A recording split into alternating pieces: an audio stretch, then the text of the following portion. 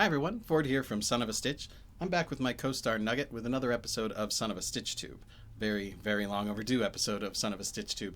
This time what we're going to be talking about is my method for washing and pressing or ironing finished stitches, whether those are cross stitch or embroidery, in preparation for framing or other types of display. It's been such a very long time since we've done anything together, let's just go ahead and jump right in.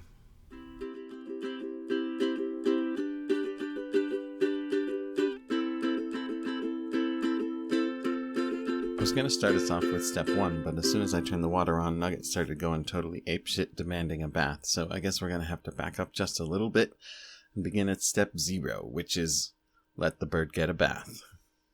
They're molting right now, so they're really itchy, and taking a bath is pretty much the only thing that alleviates it for them.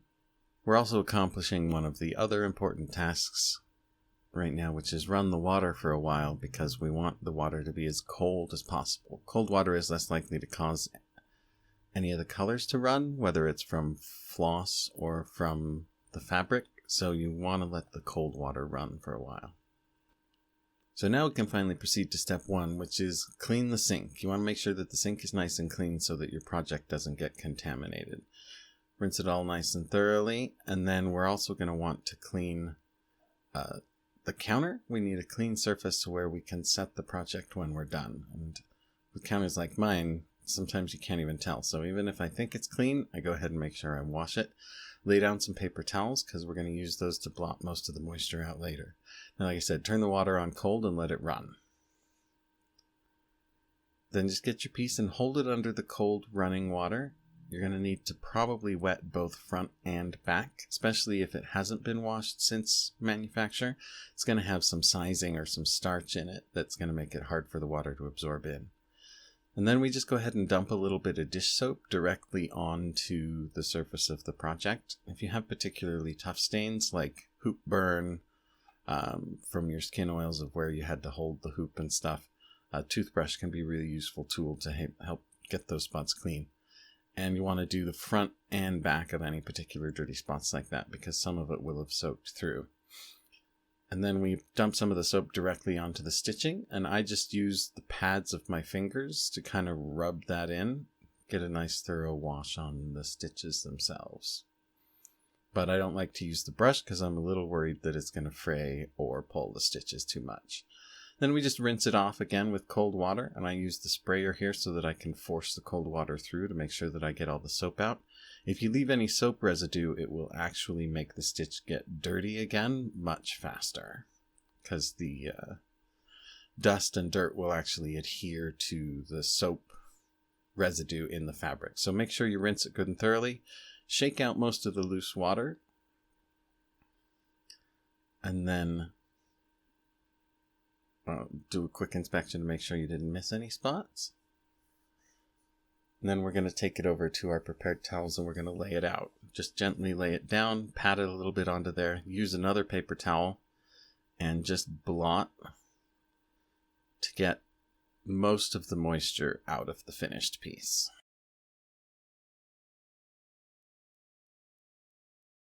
Once it starts getting soaked through, just move to another fresh, drier spot part of the towel.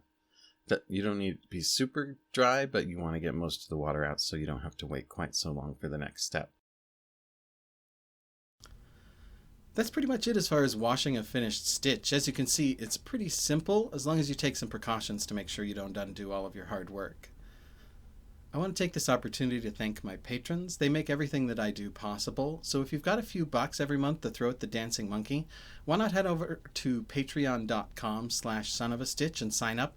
You'll get free patterns every month, behind the scenes looks, input onto what I do next, and a lot of other great perks, in addition to my undying gratitude. So got that going for you.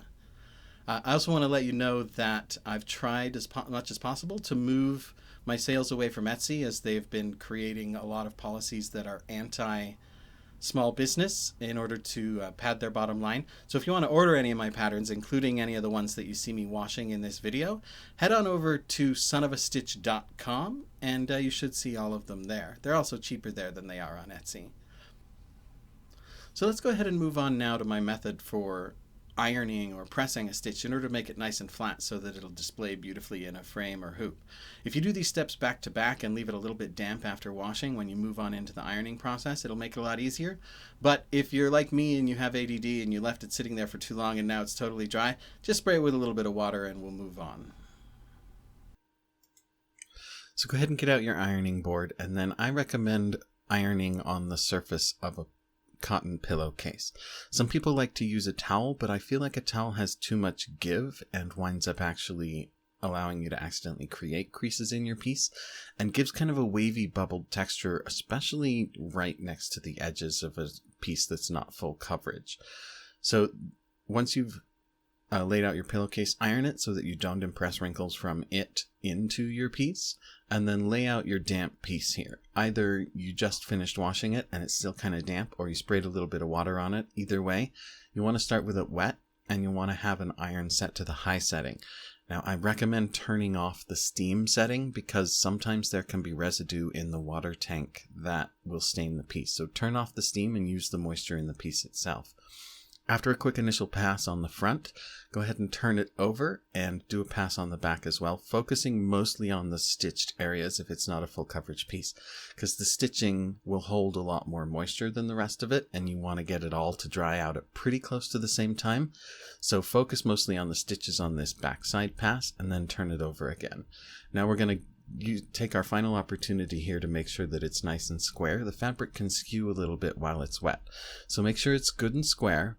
And then go ahead and do a final press with more pressure on it. And especially make sure that you get the iron right up close to the edges of a non-full coverage piece, because it's hard to get universal pressure there. So make sure you come right up to the edge of those stitches with your iron. And then you're not going to be able to get it fully dry this way. It's still going to have a little bit of steam and moisture in it.